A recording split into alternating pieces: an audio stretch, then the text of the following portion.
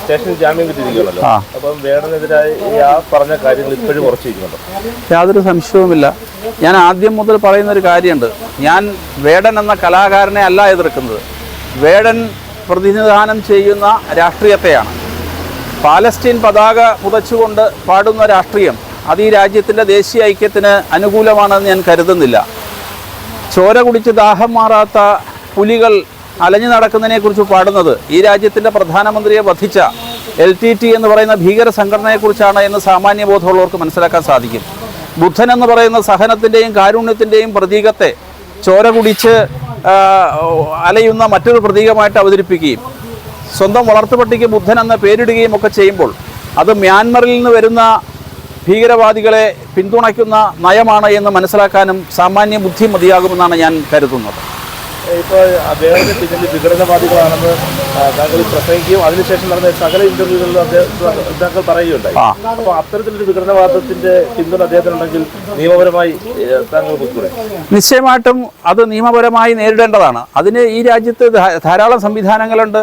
നമ്മുടെ പോലീസുണ്ട്, അധികൃതരുണ്ട്. ആ അധികൃതരുടെ മുന്നിൽ ശ്രദ്ധ ക്ഷണിക്കുക എന്നതാണ് ഒരു പ്രസംഗകൻ എന്നുള്ള നിലയ്ക്ക് ഞാൻ ചെയ്യേണ്ട കാര്യം. അതിനപ്പുറത്തേക്ക് പോകേണ്ട കാര്യം എനിക്കുണ്ടെന്ന് ഞാൻ കരുതുന്നില്ല. അതുപോലെ തന്നെ താങ്കൾ ഇന്റർവ്യൂകളിലെ പ്രസംഗത്തിലും എടുത്തു പറഞ്ഞ ഒരു കാര്യമാണ് വേടന്റെ പാണനല്ല പറയാനല്ല എന്ന വരി. ആ വരി അത് യഥാർത്ഥത്തിൽ ജാതിയിലേക്ക് എതിരായുള്ള ഒരു വരികളല്ല. പാണനല്ല, ഞാൻ പാണനല്ല, പറയാനല്ല, പുലേനല്ല എന്ന് ആവർത്തിച്ച് പറഞ്ഞിട്ട് ഞാൻ എന്താണ് എന്ന് അദ്ദേഹം പറയുന്നത് നിങ്ങൾക്കും അറിയാം. എന്താണെന്നാണ് പുള്ളി പറയുന്നത്. അങ്ങനെയാണെന്നുണ്ടെങ്കിൽ ഞാൻ ആദ്യം തന്നെ മനുഷ്യനാണെന്ന് പറഞ്ഞാൽ മതിയല്ലോ. നമ്മുടെ സമൂഹത്തിൽ ഈ ആധുനിക കാലത്ത് നമ്മൾ ജാതിയെ മറന്നു തുടങ്ങി, ജാതീയമായ വിവേചനങ്ങളെ മറന്നു തുടങ്ങിയതാണ്. ഇത് സത്യത്തിൽ ഇത്തരം ജാതി വിവേചനങ്ങളെ അരക്കിട്ടുറപ്പിക്കുവാൻ വേണ്ടി ആവർത്തിച്ച് പറയലാണ് എന്ന് സാമാന്യം നമുക്ക് മനസ്സിലാക്കാൻ സാധിക്കും. സോഷ്യൽ മീഡിയ നടക്കുന്ന ചർച്ചയിൽ അതായത് കൃത്യമായി പറഞ്ഞാൽ പട്ടികജാതി പട്ടികവർഗ്ഗങ്ങൾക്കെതിരെയാണ് താങ്കളുടെ പ്രസംഗം എന്ന് ഒരു തരത്തിലുള്ള സംസാരമുണ്ട്. എന്താണ് അതിനെക്കുറിച്ച്?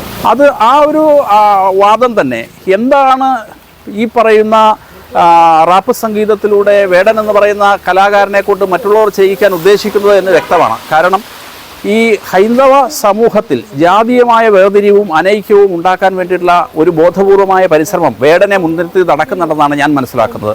അതുകൊണ്ടാണ് ഇന്ന് ഈ ആധുനിക കാലത്തും ഇത്തരം ജാതിവാദങ്ങൾ ഉയർത്തുന്നത്. ഇപ്പം സ്റ്റേഷൻ ജാമ്യം കിട്ടിയിരിക്കുകയാണ്. അപ്പം ഇനിയും ഉള്ള അങ്ങയുടെ ഈ നിലപാട് തുറന്നു പറയുന്നതിന് ഞാൻ ഇന്നല്ല കാലങ്ങളായി ശരിയെന്ന് തോന്നുന്ന കാര്യങ്ങൾ ഉറക്കെ പറഞ്ഞുകൊണ്ടിരിക്കുന്ന ആളാണ്. അത് ഇനിയും തുടരുക തന്നെ ചെയ്യും.